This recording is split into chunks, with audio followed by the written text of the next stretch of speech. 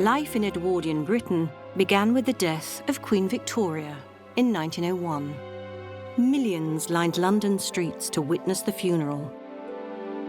Behind Victoria's coffin rode her son and successor, Edward VII, the last king to give his name to an era. With a new century and a new king, the nation now looked forward to change.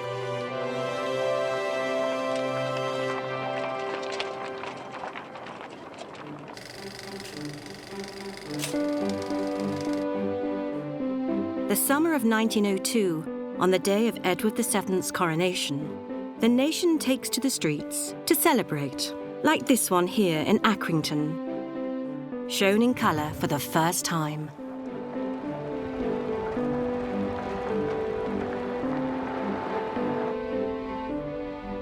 See, this one just fascinates me to see it because the pageantry of it from Accrington, it's just another kind of northern, kind of old industrial town. And when we look at the efforts that has been put into the costume, the sort of expense that would have gone into this parade. It's bright to the point of being blindingly bright, but that's part of spectacle. In the absence of TV, in the absence of the internet and a computer screen on every phone, this is the spectacle that brings people together. When you look at the whole history of the Edwardian and Victorian period, people were on the streets all the time. They would parade for temperance, they would parade for the Whit Walks, they would parade for Catholic processions, Protestant processions. So they paraded massive big banners, huge pageantry, dressed up, and it was a spectacle. And this coronation procession would have lasted about 2 hours.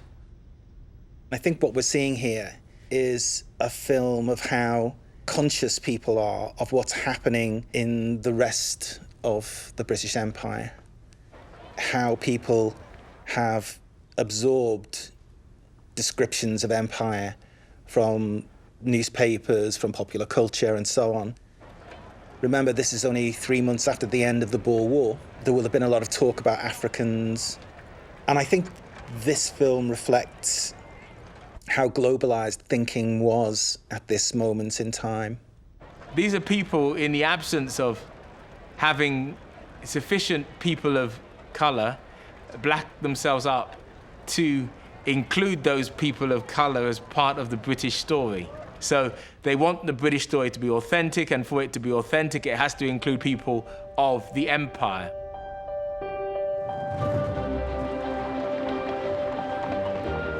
The British Empire was made up of 400 million people, and its capital, London, was the richest city on the planet, with the biggest port in the world, importing food, steel, wool, and timber.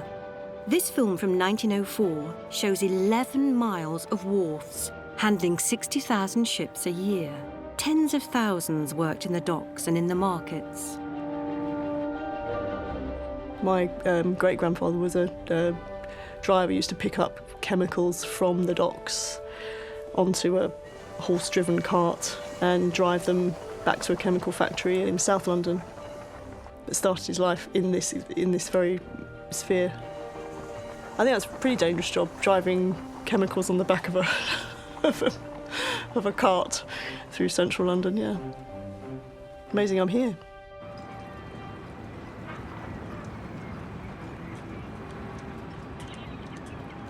So the London docks, it's a real hub. It's built on physical labour, the physical transport of goods. And a lot of these men in the pictures, they would be casual workers hired by the day. They'd have to turn up to the dock to see if there's work for them that day. The Edwardian period's a pretty tough time to be alive. OK, society's changing and reforms are being introduced, but people are working very long hours, average working week of 60 hours plus. Low wages on the whole for most people. So everybody you see here would have a story to tell, I'm sure, about their working lives. Bobby Cooley works at the new Covent Garden flower market in Vauxhall. He was the third generation of porters to work in the old Covent Garden, then a fruit and veg market, not just flowers. My dad's granddad works as a porter in Covent Garden, and my dad's dad Me, lots of uncles at one time. I think I had 7 relatives working. I was 16 when I started. I was one of the last kiddies to be working hard in Covent Garden.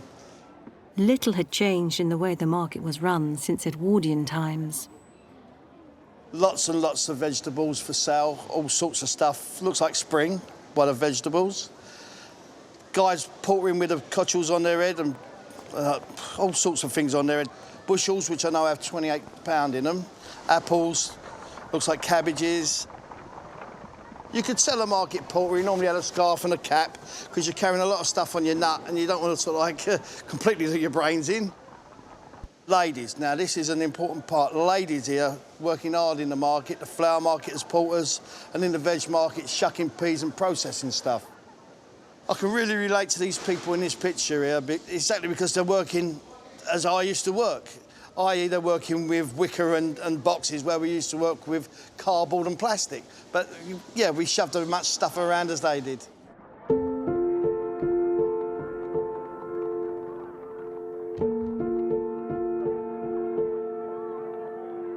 Covent Garden back in the 1900s, it was the larder of London. You had the Borough Market and Spitalfields, but Covent Garden was the big hub. Anything that was going anywhere was going to Covent Garden first.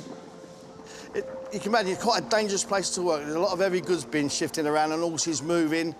You know, them ladies up there were quite fearsome ladies. They used to, as much as the men, as far as the swearing goes, I was told.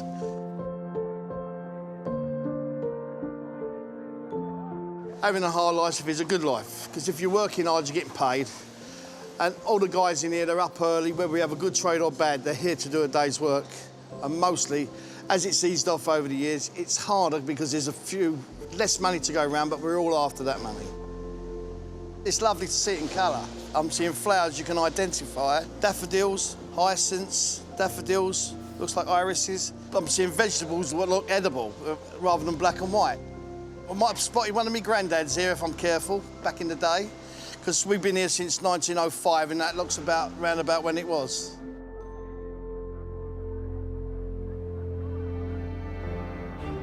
London might have been the capital of the empire, but Britain's real wealth lay further north, where millions worked in the mills and the mines. Long hours, accidents, deaths. It's a really dangerous industry. You had to work so fast. You had to really go like that. You couldn't stop, and woe betide you if you missed any of the dirt.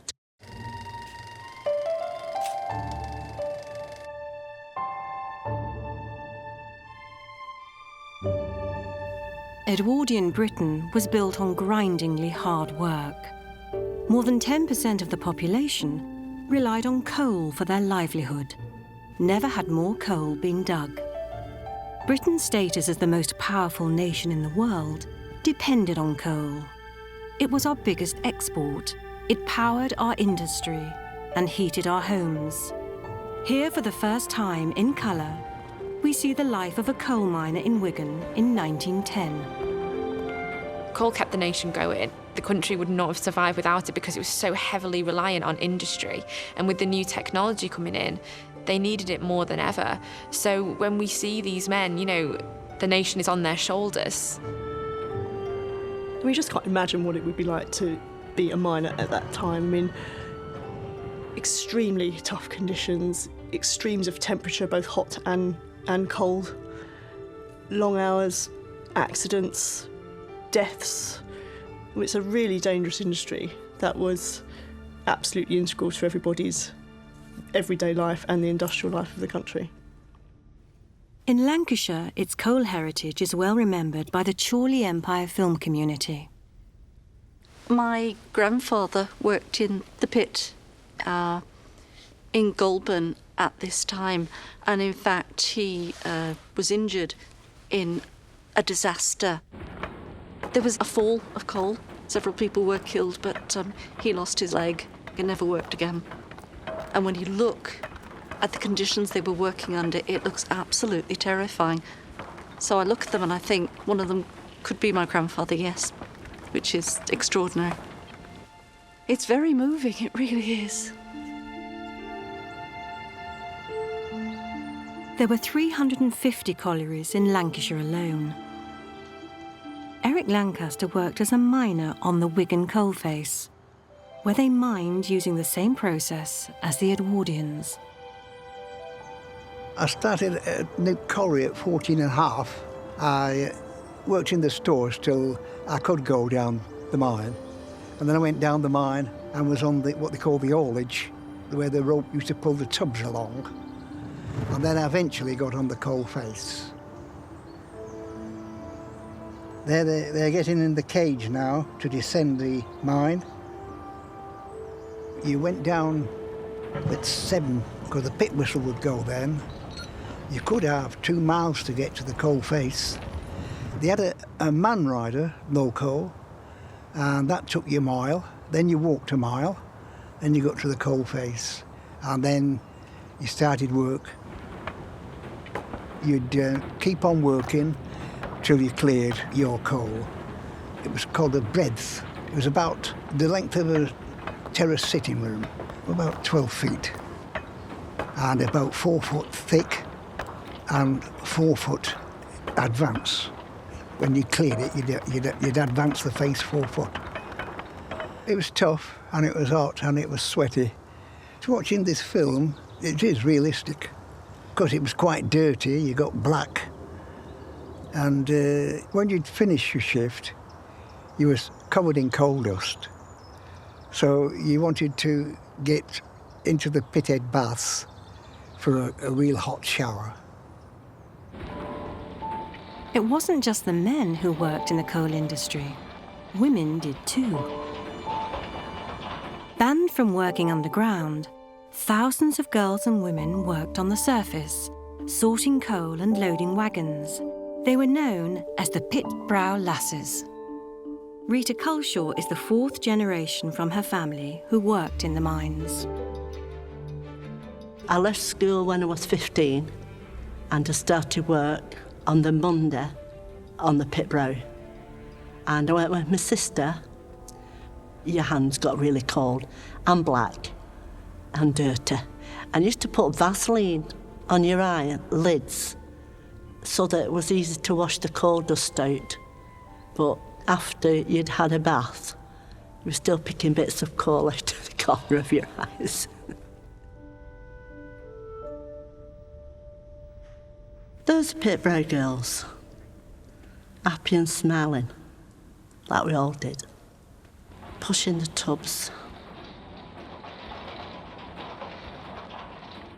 I remember they still dressed like that, and they still folded their arms like that as well. Aggressive, defensive, because they won't let the men pick on them. They're picking the dirt out of the coal, and you had to work so fast. You had to really go like that. You couldn't stop, and woe betide you if you missed any of the dirt. You weren't allowed to speak to each other. But one girl there named Edna Woodcock, she was a comic. She used to pick a spade up, and she used to get a spade. I'm leaning on a lamppost at the corner of the street. And she used to sing. They all used to sing, but they weren't allowed to speak. I think it was the atmosphere of being with such friendly girls. There was no arguing, backbiting or anything. It was just, but it was a job. I loved it, and I loved the camaraderie of the girls. Oh, memories. Besides coal, cotton was one of the biggest employers in Edwardian Britain. Britain's cotton industry reached its peak in 1912, when 8 billion yards of cloth were being produced, using raw materials from around the empire. With thousands of mills and weaving sheds across the county, Lancashire was the cotton capital of the world. And it wouldn't have been possible without the women who made up more than 60% of the workforce. Chief employer of women at this time was the cotton industry. They were employed as weavers. A really good weaver could operate up to 8 looms. So they would work in a section of the factory and they would just watch the looms, and if there was any snags or the shuttle needed to be refilled, they would get that ready. Very, very highly skilled work, weaving at this point, deafening as well. Actually, my mum worked in a mill. It was Fountain Mill. And as soon as the doors opened, it was deafening, was the sound of it. And my mum was partly deaf, well, a lot of the ladies were, and they had to lip read each other, or they made hand singles to communicate with each other because of the amount of noise and dust. Edwardian filmmakers couldn't easily film inside the mills, but this film shows the women workers leaving the Alfred Butterworth cotton factory near Manchester in 1901. What's fascinating is the girls' hair's all covered, so women do not show long hair. So if you see the girls, the shawls are completely covering them, and you don't see their hair at all, you just see their faces.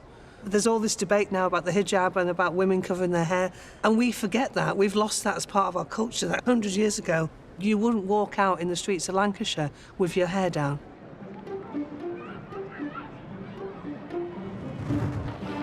In Edwardian Britain, men's roles have been publicly documented, but women's work could be every bit as skilled, as captured in this rare footage from 1910 of the Siemens Brothers Factory in Dalston, East London, where women are busy making electric lamps.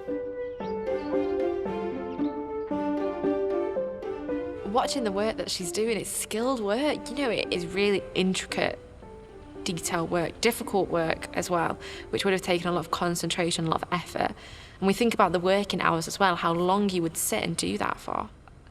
And the colours of it, again, you know, we often think of the working classes very drab in old clothes, in black and white, and you see the different patterns, the different textures, and it makes them real. It shows what they did have, that these aren't people to pity, that they led these lives of colour and of richness as well in one way. And I love that she's wearing her locket and her jewellery as well. You know, it challenges a lot of people's perceptions of what the working class would have looked like in Edwardian Britain. This is a working woman. She isn't something out of a Dickens novel. She's real, she's got her jewellery, she's neat, she's tidy. The quality of the film, the exactitude of the images, it's really extraordinary. We're used to everybody being a bit distant, but these images of ordinary people working, they're very touching, really.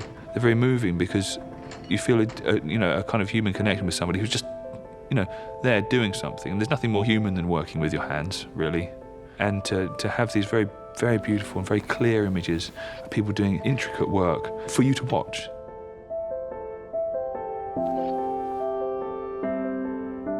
You can't help but look at her hair, and her hair's been done very nicely for the film, but it seems to be moved by a gust of wind. It's a small thing which goes beyond what's in the image and reminds you that you're looking at a real person, a real incident. Those are the things that connect us to the past. It's just lovely to see life as it was being lived, see people at work. It's the mundaneness, the humanity of it somehow. Concentration. They used to talk about women and the low-paid work, the invisible work, the 5 C's. So women as cleaning, cooking, cashiering, clerking, and caring. There were also women in factories, as we've seen here, but it's the lowest paid work, often the slightly dangerous work. But having said that, the options for men as well were much more defined and confined for particular classes of people than they are now.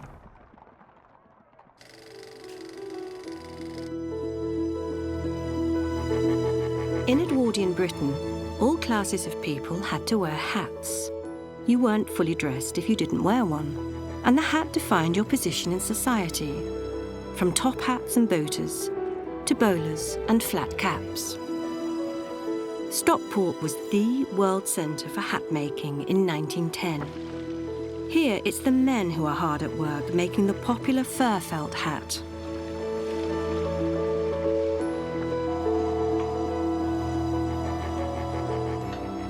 Steve Cossey is perhaps the last apprentice from Stockport, still working in the hat industry.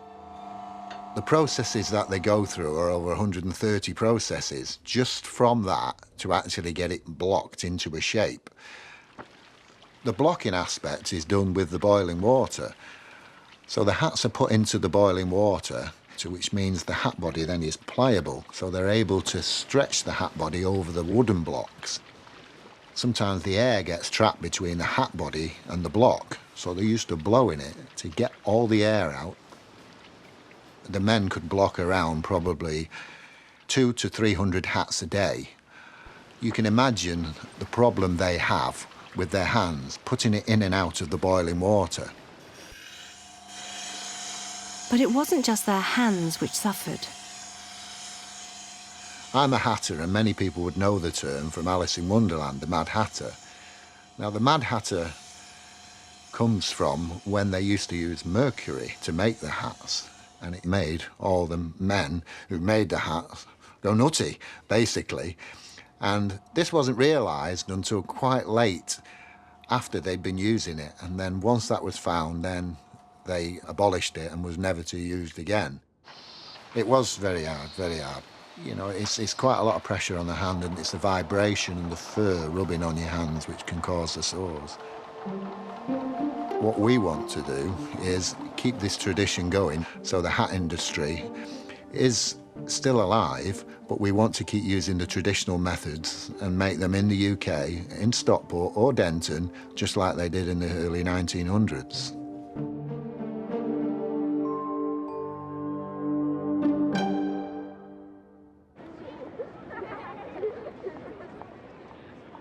If life over 100 years ago was very different, the biggest difference was in the lives that children were forced to lead in Edwardian Britain.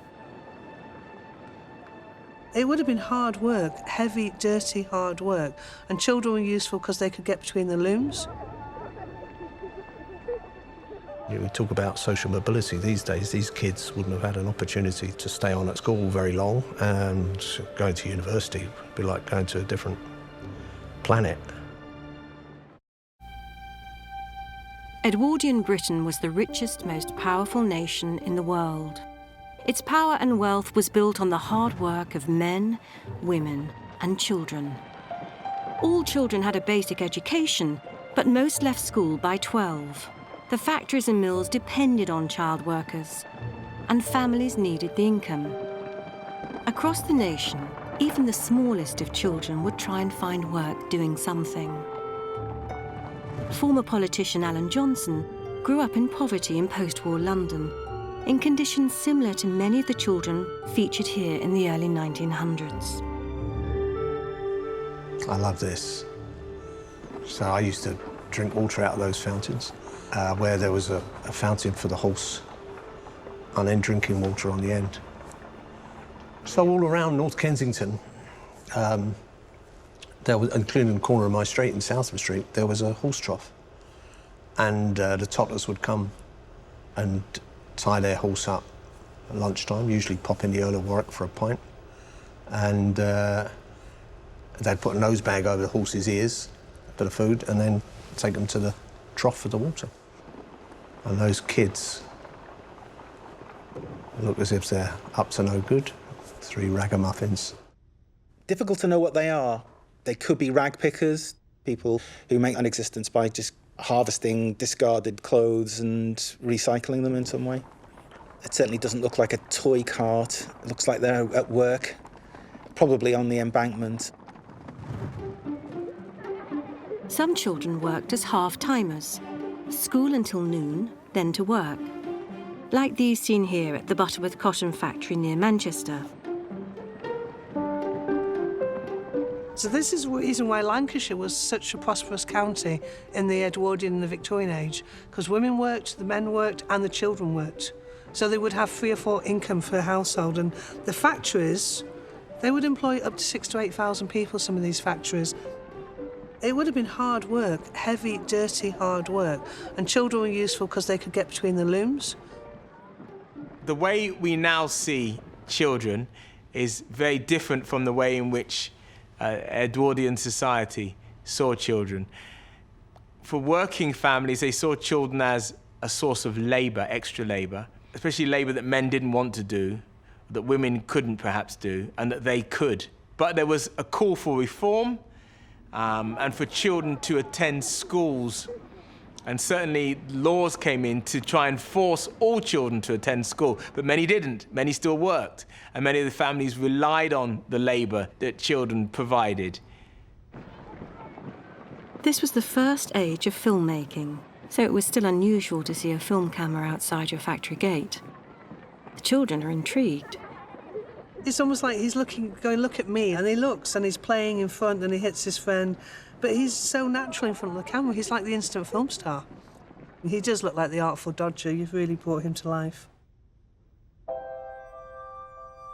In their faces, there's a lot in there.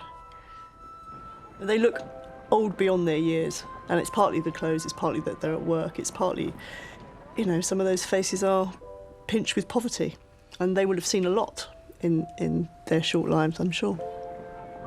All the missed opportunities. I mean, we talk about social mobility these days. These kids wouldn't have had an opportunity to, certainly not to stay on at school very long, and going to university would be like going to a different planet.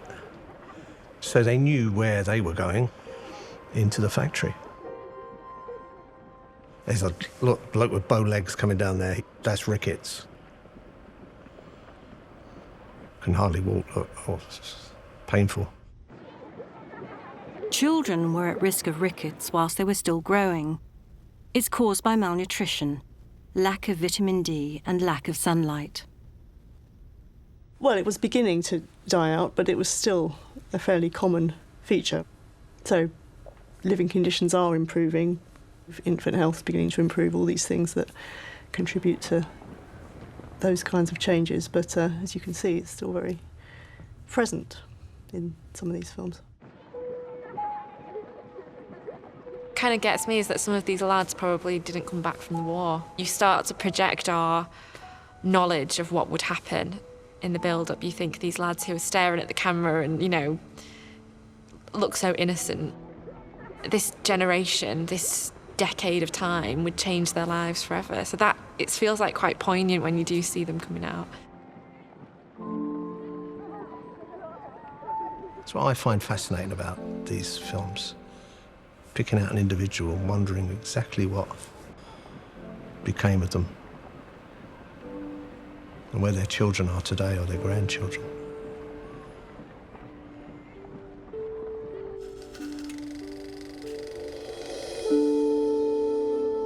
This was a new century with a new king and new thinking. For the British people, this meant while they worked hard, they got to play too. What we're seeing here is children from Altrincham really excited, about to board a train to Moberly, which is only 7 miles away. And it's their big day out. For these kids, they get to see acrobats, bizarre puppeteers. It may seem a little bit underpowered for the kids of today, but at that time, for these children, this is a really special, really liberating experience. It was a hard time, the Edwardian period, for children because their parents often were working full time. They didn't have a lot of opportunity to get outdoors. So this is one of the reasons why outings like this were so important, to try and get children out into the countryside, away from the sort of polluted areas in towns and into the fresh air, so they could run around and play. And I mean, childhood was very short at this point. You know, people had to grow up very quickly and get to work, and you really, I mean, we have a concept of childhood, you know, really lasting now until sort of 18, but childhood in many ways was over by the time you were 12 in the Edwardian period. But men, women and children were united in their pride for their king, country and community. They came together for huge celebrations like this one in 1902, the once every 20 years Preston Guild, opened by the Mayor Frederick Arthur Stanley, the 16th Earl of Derby. The week-long processions date back to medieval times, but now a new world is being celebrated, and new inventions. So it's not unlike a modern carnival, different floats coming through the town, and they're all part of the textile trade, and of course that's the thing that had made this region, had made the area what it was. And that is the symbol of the trade. I mean, the loom. That would have meant so much to so many people. Generations of people's families would have worked in different elements around those kinds of machines, from the kids sweeping up on the floor to the supervisors running a whole floor of hundreds of these things. It would have been a huge occasion for the town. You see the pavements thronged, especially if it's only happening every 20 years or so. What's that pig doing? I'm surprised to see a pig in the middle of a textile parade. Wow, the famous Myerscough pig.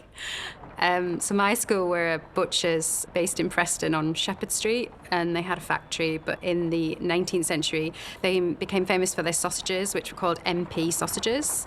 The pig became a sort of mascot for them. It went on to appear in 2 more guilds in 1922 and in 1952, so it became a bit of a star.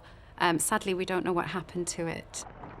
I mean, look at the guys. I mean, they've got butchers with huge knives as well. I've never, it's crazy. I think because you've got colourised, things stand out that you wouldn't have seen before. It's a fantastic piece of footage.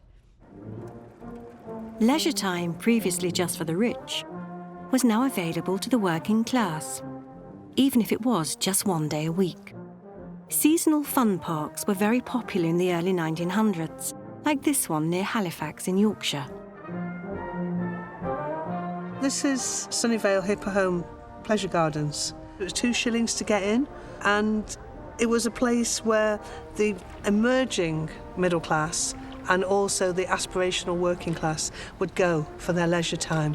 So you'd have boating lakes, you'd have swings and people dancing. So it was just you dressed up, it was your Sunday best. You put your best shoes on, you didn't wear your clogs, you wore everything. This is actually an early form of a roller coaster. It's called a mountain glider or a switchback. We were taken up the hill by a horse, and you can see the horse in the shot, and then you just were let down on this, almost like a carriage that you would see in coal mines, and you're on this little rickety carriage, and then it would break at the bottom. The man operating the mountain glider is Joseph Bunce, owner of Sunnyvale Gardens, who paid for the filming as an early tourist film. One of the other activities filmed was donkey riding, a seemingly hazardous pursuit for the ladies. Ooh, ouch. That looks very painful. Humiliation on film has never ceased to be everybody's favourite thing, Also, I thought perhaps maybe she's drunk. They do look as if they're having a wonderful time. The lady who fell off the donkey laughs and gets straight back on. I mean, good for her. Yeah. They're obviously having a great time. Filmmakers would often introduce comic interludes to their films to keep cinema audiences entertained. If you look closer at the lady, you can see that her hair is cut short. Perhaps this is an early example of a stuntman caught on film. With the northern mill workers allowed 1 full week off a year, that created a whole new sector, the world's first seaside holiday resorts for working and middle classes alike, and one towered above them all. Blackpool had a unique offer. Nowhere else had 3 piers, nowhere else had a Blackpool Tower. It was the place to be. Britain in the Edwardian era was the richest, most powerful nation in the world. All this was thanks to the enormous hard work by its people. Finally, leisure too was part of their lives. For the mill workers of the north, they could now enjoy 1 week's unpaid holiday a year. And for millions of people in the early 1900s, that meant the seaside. And the ultimate place for Edwardian entertainment, Blackpool. This is Blackpool Victoria Pier, and this is a really fascinating film because this is the third pier that was built in Blackpool. So Blackpool has 3 piers. It has the North Pier, the Central Pier, and this was called the Victoria Pier. And it was opened in 1893. Now it's called the South Pier. The 3 piers were all connected by the promenade and the trams running along Blackpool's central seafront. This film was made commemorating the opening of the new promenade in 1904, which allowed, this fantastic promenade walkway right up to the new pier, Victoria Pier. And what they're doing is promenading, really what piers were built for. You promenaded on the pier. It's the idea of you being able to walk out to sea and being able to look back at Blackpool. I mean, that was a huge attraction. I mean, promenading was a big social activity at this point. Wonderful glimpse back at the sands there of the early housing in Blackpool. Most of that is now gone. It's been replaced by large hotels.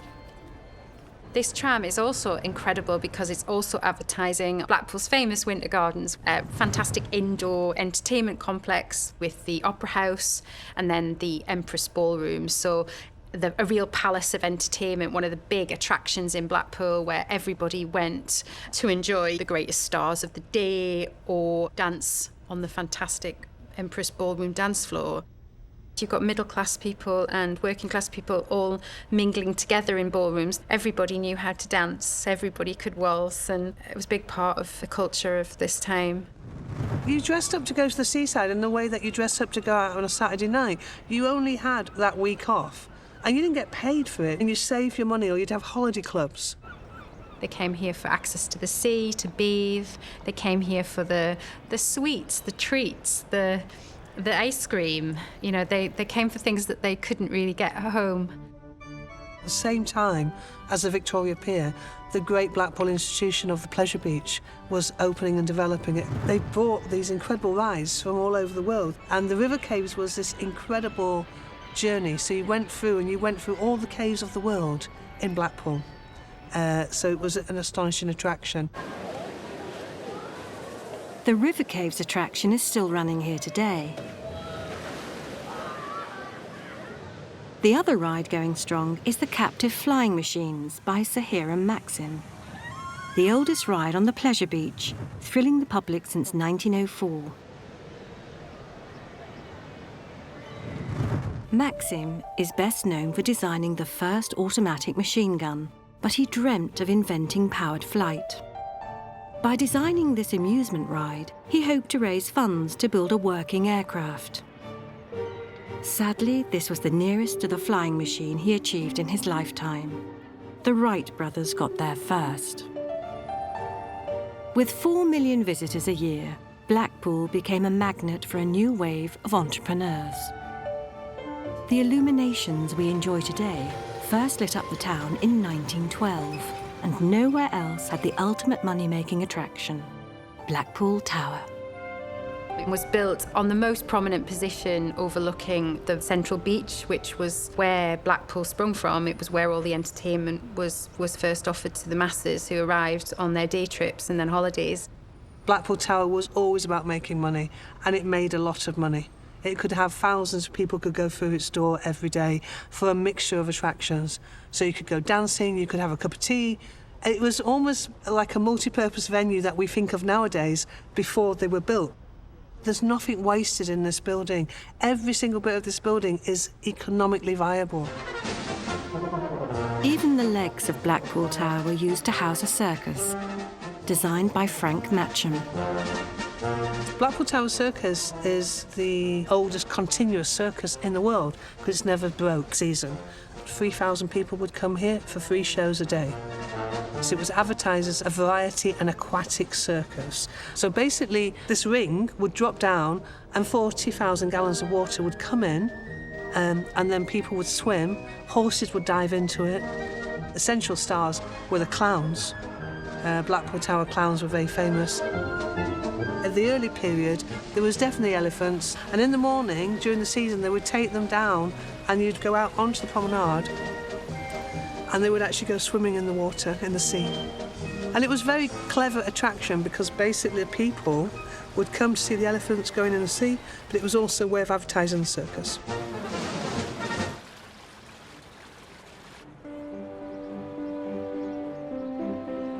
Blackpool was very much a place of showing and enjoying. Obviously, after the death of Queen Victoria, people could actually just feel more relieved, and Edward was a fantastic king in that way. He was a very jolly king, but those 9 years of his reign are particularly poignant because so much social change, but so much joy as well. This is a form of time travel. These are lives being lived out in front of your eyes to act as our witness, really, to the past. I think they're wonderful. Seeing these films with their full colour again, when you get a sense of the life in a way which is much more direct and much more kind of immediate and affecting. I think what some of these images show you is the individual behind the wider story.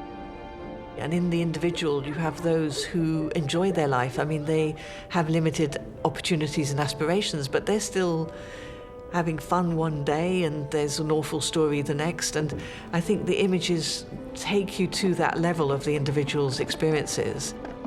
And I think there's something really powerful and beautiful about that, actually, because too often in history you put people into boxes and then the box has a narrative around how hard life was.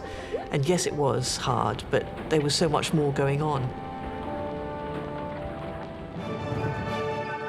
Next time, Edwardian Britain locked in a power struggle. Workers unite and fight for fairer work and pay. Women demand a voice, the vote, and a place in the world. Victories are won, but a whole generation would make the ultimate sacrifice. All this is captured on Edwardian Britain in colour.